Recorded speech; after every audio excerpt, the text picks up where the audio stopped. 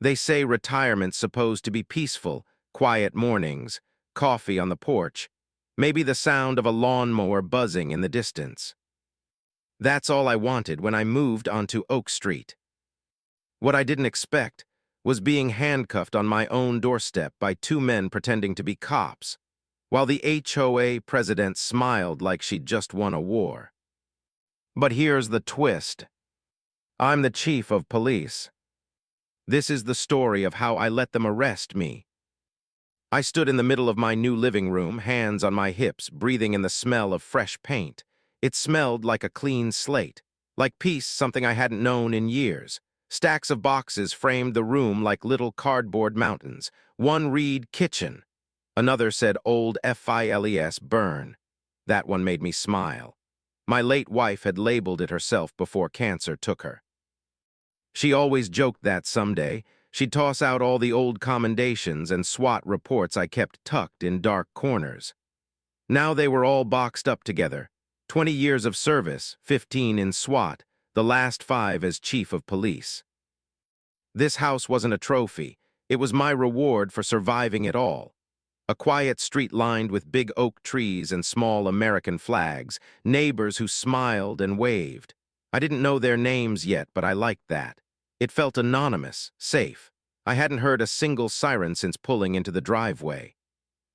My grandfather used to say, "A man's home is his castle, but the best castles are surrounded by quiet neighbors."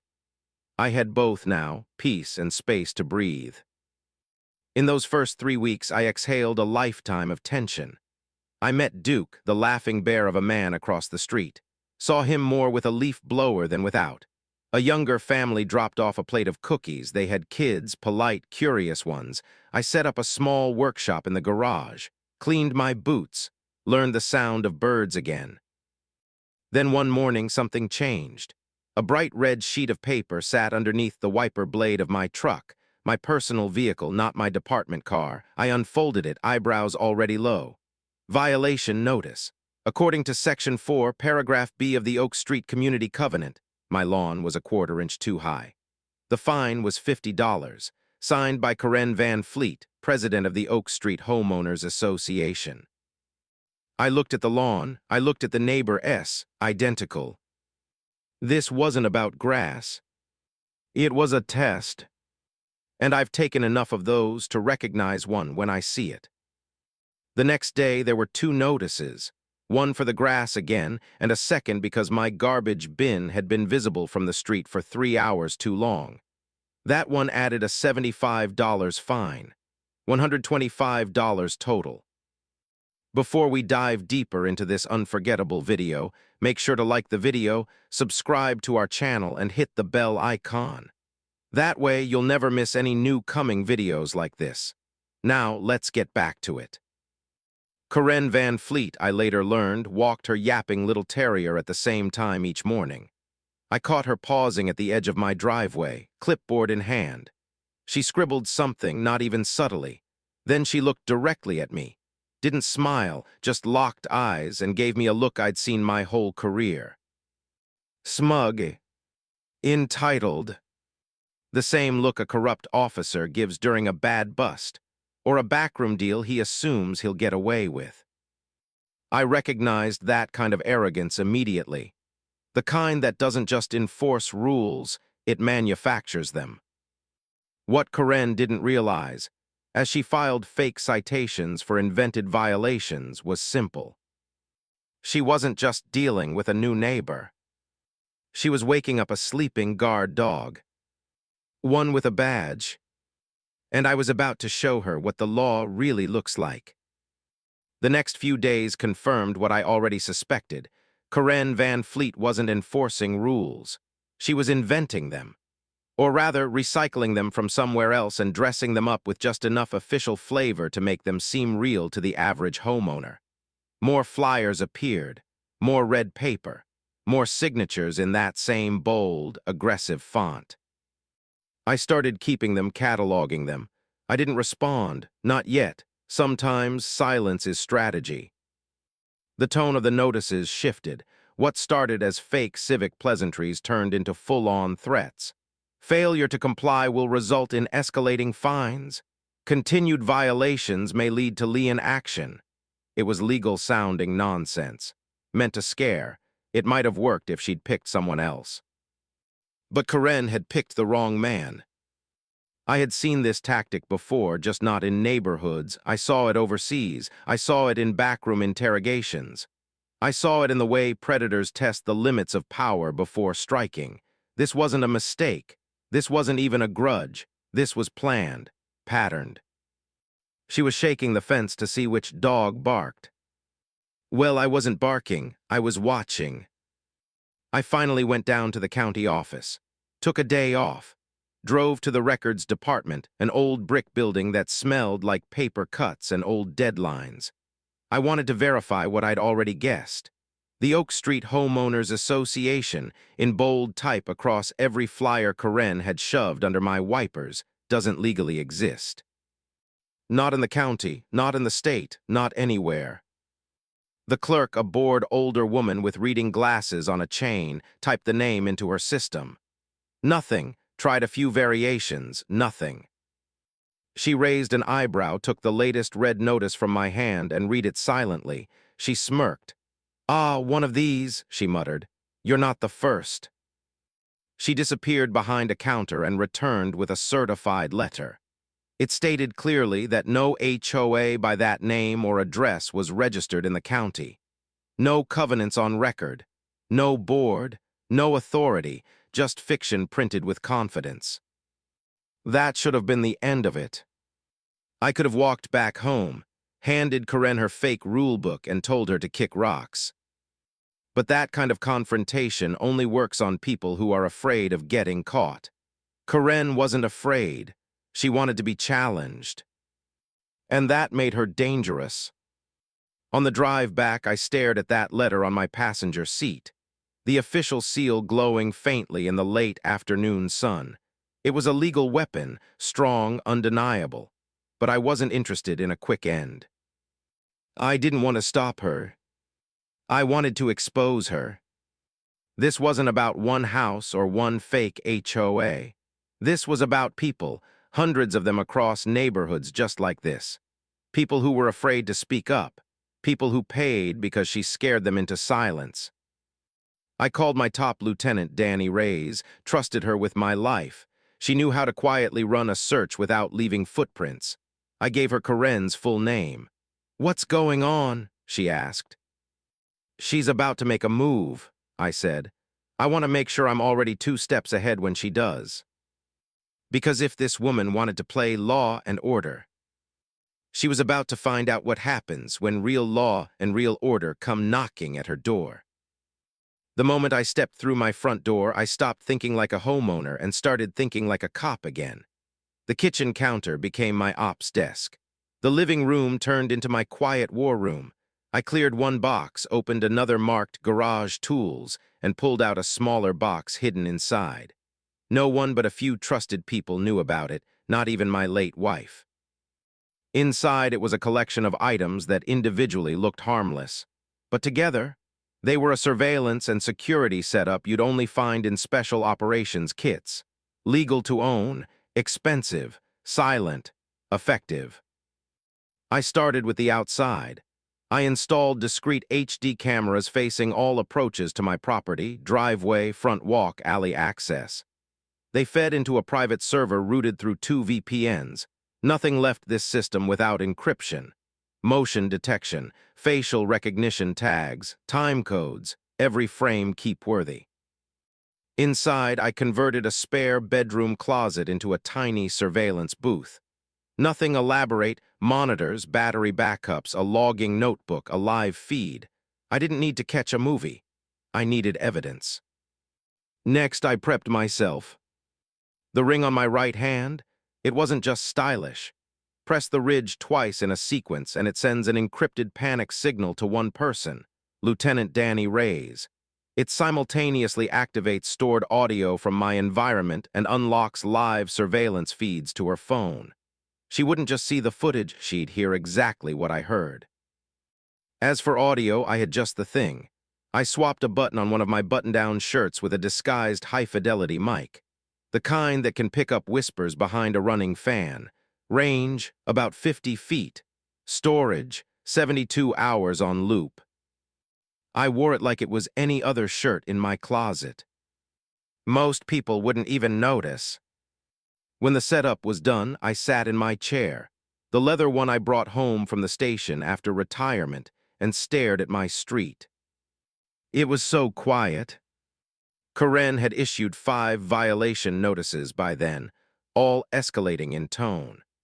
The last one claimed that if I didn't remove my non-compliant mailbox within 72 hours, a lien would be filed on my property and formal proceedings initiated. There is no such statute, there's no such process, but to the average neighbor, it looked real. The same afternoon, I called 2 neighbors, Duke across the street and the young family that brought cookies. "If you see anything unusual at my property in the next few days," I said, "just film it from your window for my records." Duke laughed. "She once tried to fine me for using festive garden lights in February. I've been waiting for someone to handle her." The parents next door were more hesitant, but they agreed. They were nervous, and that made sense. That's what Karen wanted, people afraid to resist. I now had my cameras, my shirt mic, my panic ring, and witnesses staged all around me. The house was rigged, the perimeter protected, and the bait me was just sitting out in the open like fresh meat. I knew Karen was going to make another move soon. People like her don't tolerate silence. They push until something breaks. She thought I was stubborn. She had no idea I was setting a net. And she was walking straight into it. The tension didn't come all at once. It crept in subtle at first.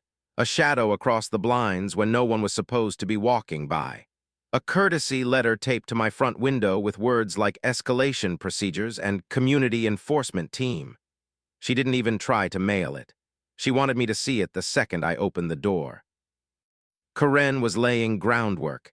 She wasn't going to file a lawsuit or call the actual authorities. She knew better. She wanted a show, intimidation theater, a big performance that would humiliate me publicly so no one else on the block would ever stand up to her again. And I was going to let her do it. The next morning, the trap snapped shut. It was gray outside, one of those mornings where the whole street feels underwater. I poured my coffee, wore the shirt with the swapped-out button mic, slid on the ring, sat at the kitchen table calm, waiting. At exactly 10:03 a.m., a matte black SUV with illegally dark windows pulled up in front of my house. No plates, no markings, the kind of vehicle bought specifically to intimidate, not transport. 2 men stepped out. They were wearing uniforms. They weren't real. To most folks, they might pass the 2-second test, navy button-downs, silver badges, radio clips matching utility belts. But to an old cop, they were Halloween costumes, clean, too clean, no wear, no name tags, no body cams. Their gear didn't mold to their posture like it should have. Their boots were new, never once kicked a door or chased a suspect. A third figure climbed out from the passenger side. Karen. Blazer pressed, hair styled more like a helmet than a haircut, clipboard in hand like it was a sword of divine law. She nodded toward the house and gave her goons the signal. They marched up my driveway, heavy steps meant to sound like justice. I stood by the door and turned slightly so the microphone's direction covered everything. As soon as they knocked, hard, not polite, I opened up. "You Mark Ryland?" the big one asked, puffing out his chest. "That's right. We have a court-issued order based on community code violations. Step outside and place your hands behind your back." He handed me a folded piece of paper. Even from a glance, I knew it was fake. The court seal was scanned from some JPEG and printed on regular paper. The signatures were old. One judge named had retired 5 years ago. The violation, criminal defiance of community bylaws, that's not even a thing. Karen stepped beside them, smiling like a queen watching her enemy kneel. "You were warned, Mr. Ryland," she said. Are you going to comply or will this become more complicated? I glanced at the goons, then looked at her. This was the moment everything hinged on. I raised my hands slowly and nodded. No trouble, I said. Just tell me what you need.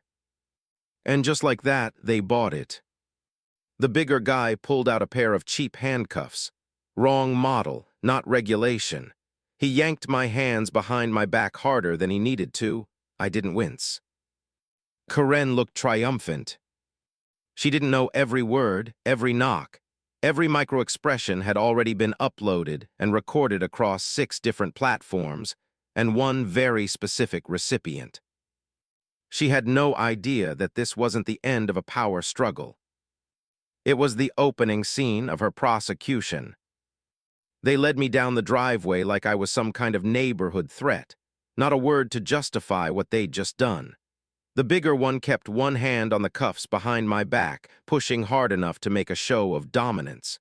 The other one glanced down the street, scanning for witnesses. He wanted an audience. He got one. Neighbor Duke was already standing on his porch, coffee mug in one hand, phone in the other, clearly recording. Across the street, the young mom peeked through her blinds with her camera lifted. From another window down the block, a curtain twitched. All eyes were watching carefully, just like I planned. Karen followed behind us proudly, a look of political smugness smeared across her face. She actually dusted off her clipboard for the walk like it was a coronation. I was walked to the SUV, slowly, deliberately. They wanted the walk of shame. And I gave it to them, every second of it.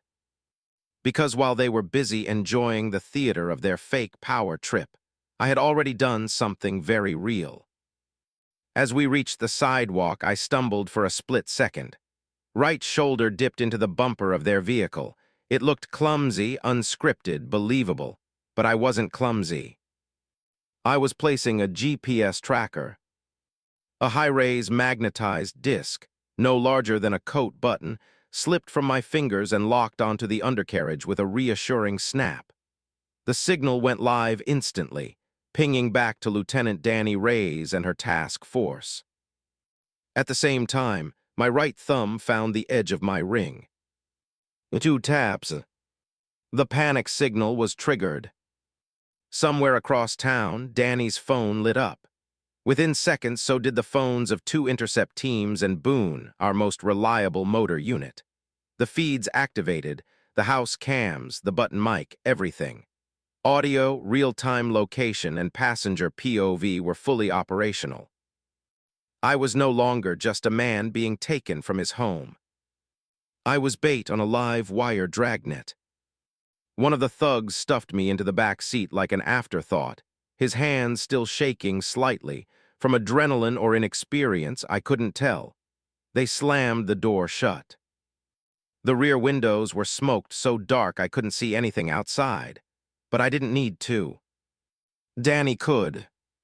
From her temporary command post, she had eyes on the vehicle, audio in her ear, and within moments, 10 officers in unmarked vehicles flanking us within 2 blocks. The SUV pulled away, turning west. I only had to wait. In front, I could hear them laughing, talking about how the big guy folded real fast. One joked about making a bonus if they got the fine by the end of the week. None of them knew, at that very moment, their entire criminal enterprise was being packaged together into a warrant folder. Karen must have texted them right before we left. The smaller man in the passenger seat checked his burner phone and smirked. "It's done," he said with a smirk. "Queen said good job taking out the trash." That was the moment I knew. Karen wouldn't stop unless we stopped her completely. And when Boone's voice crackled back on the private channel in my ear with one short sentence, I sat straighter in the seat. "We've got eyes standing by." The SUV turned off the main road just past a warehouse lot, taking a sharp left into what looked like an abandoned industrial park on the city's west side. Perfect. Empty buildings, no cameras, no pedestrians. That was their plan.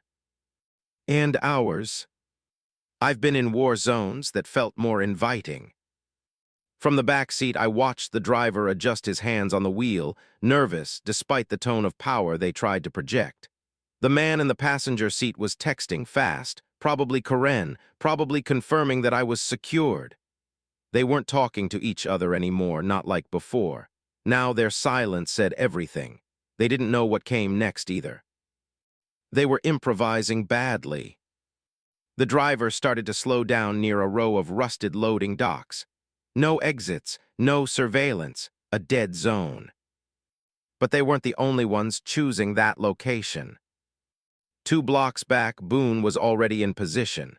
He sat in an unmarked pickup 2 lanes over, eyes locked on the moving dot pinging across the screen in his dash-mounted tracker.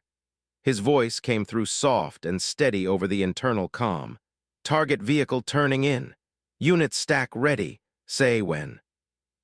Danny, back in the rolling command post, had her laptop open and team channels wired. "They stop, we box," she said. "We do this quiet." The SUV coasted into the lot. They had no idea how loud it was about to get. Up ahead, an old utility van, one of ours, pulled slowly out from behind a side building, crossing the lane in front of them like it was just making a wide, clunky U-turn. It forced the SUV to slow down. That was the signal. In the next 2 moments, perfection unfolded. A black sedan boxed the vehicle from behind. Boone's pickup blocked the driver's side. Another cruiser silently rolled into the far exit, sealing off the one back way out. Within seconds, they were boxed, still, frozen. The driver's voice cracked in panic. "What the hell?" "He set us up," the passenger hissed, reaching for something under his jacket. "Bad idea." Then came the noise. Doors flew open. Officers moved in fast, silent, fully armed, no shouted warnings yet, just presence, the kind that hits like gravity. Real police, real training, real guns. I watched their faces from the back seat. Every ounce of fake composure collapsed. The men who just 10 minutes ago paraded me across my lawn were now wide-eyed and empty. The driver's hands were shaking over the steering wheel. The passenger practically melted into the seat. Outside my door, I saw Boone. Calm, focused, he yanked open the rear door, nodded once. "You all right, Chief?" "Get me these cuffs off," I said. He did, and handed me the evidence bag like it was a badge ceremony. The cuffs dropped from my wrists and clinked on the asphalt. 2 seconds later, the doors were pulled open, guns trained, rights read. The fake officers were dragged out onto the pavement, one of them begging that it was just a favor, that nobody got hurt. The other had gone pale, sweating through his fake badge. I stepped out of the SUV into clean air and flashing red-blue lights. I didn't flinch. I didn't speak. I just turned toward the camera and let them get the picture. The man these clowns tried to arrest. He wasn't cuffed anymore. He was in charge. And this was no longer just a neighborhood problem. It was about to turn into a full-blown criminal case. The world they built from forged paper and fear. It just collapsed into evidence. The men who'd swaggered up my driveway an hour earlier were now separated, cuffed to benches in 2 different cruiser backseats. I made sure they could see each other through the windshield, just barely. It's amazing what a cracked side glance can do to a guilty conscience. Before any formal interrogation began, their stories started to fray. The smaller one buckled first. He admitted Karen had paid them $500 each, cash, from a special HOA fund to teach the chief a lesson. She promised it was just an easy scare job. No one gets hurt, no one calls the cops. He actually laughed through tears when he realized who he'd cuffed. That confession opened the door to a search warrant buffet. Danny typed as fast as the duty judge could approve. Phones, bank records, vehicles, residence, any property or storage registered to Karen Van Fleet or her shell companies. The on-call assistant DA loved it. He'd never seen such clean probable cause wrapped in real-time video. Within 20 minutes, Boone was steering an unmarked unit toward a self-storage facility whose keypad logs showed Karen's code used twice a week. Unit 218 looked ordinary enough until we popped the lock. No holiday decor or old furniture. It was an office without windows. 3 steel filing cabinets, a commercial-grade color printer, boxes of the same red paper that had littered my windshield, and a folding table stacked with binders. One cabinet drawer carried my street name, Oak Street. Inside were alphabetical folders on every single address, photos of yards, arrival dates, sale prices, and lists of likely compliance levels scribbled beside each homeowner's name. People who'd paid were labeled soft. People who protested got a star and the word pressure. The cash was worse. Rubber-banded stacks, each with an address and a date. Quick math tallied over $25,000 just from my block. Another drawer held burner phones, SIM cards, and laminated community enforcement badges fresh from a novelty website. The printer queue showed dozens more notices ready to roll. Karen hadn't run one fake HOA. She'd franchised the scam across 6 neighborhoods. That pushed the case from extortion to racketeering, federal territory. While evidence techs photographed everything, Danny's laptop pinged. Warrants for Karen's home and garage were live. Even better, a fresh ping from the burner phone dump flagged a group text. Board MTG in garage at 7. Be on time, must discuss Ryland issue. Perfect. We had her entire inner circle walking right into a ready-made arrest scene. Dusk settled as we staged unmarked cars along Oak Street. Porch lights flicked on, but neighbors kept curtains drawn. Word had spread fast after my public arrest. At 6:58, Karen's garage door rolled up. I counted 6 chairs, a folding table, and Karen herself pacing like a general. 2 nervous accomplices, the same ones who had co-signed earlier violation letters, filed in with laptops and cheap wine. We moved on a silent signal. Side gate first, then the unlocked service door. I stepped through ahead of the entry team. Karen's lecture about maintaining fear leverage died mid-sentence when she saw my face, free, unhandcuffed, wearing my badge on my belt. Her eyes widened, darted to the door she thought was still guarded by her hired muscle, then back to me. "Karen Van Fleet," I said, voice calm but cold. "You're under arrest for conspiracy, fraud, impersonating law enforcement, and racketeering. Hands where we can see them." She tried a last run for the interior door. Boone blocked it with one solid frame. Cuffs clicked, cameras flashed, and every shaken neighbor who dared record my perp walk now filmed her royal downfall from porch railings. The queen of forged paper was officially dethroned. Yet as cruisers carried her away and the street filled with relieved whispers, I knew one chapter remained. Restitution, cleanup, real peace. Those take longer than one dramatic takedown. And tomorrow I'd start making sure her victims finally heard the word that bullying had stolen from them for years. Safe. The courtroom was packed the day the sentence came down. Former President Karen Van Fleet shuffled in wearing county beige instead of her power blazer. The clipboard had been replaced by shackles. One by one, the charges echoed off the marble: felony impersonation, fraud, racketeering, conspiracy, possession of a defaced firearm by proxy. When the judge added elder financial abuse, the last trace of her posture wilted.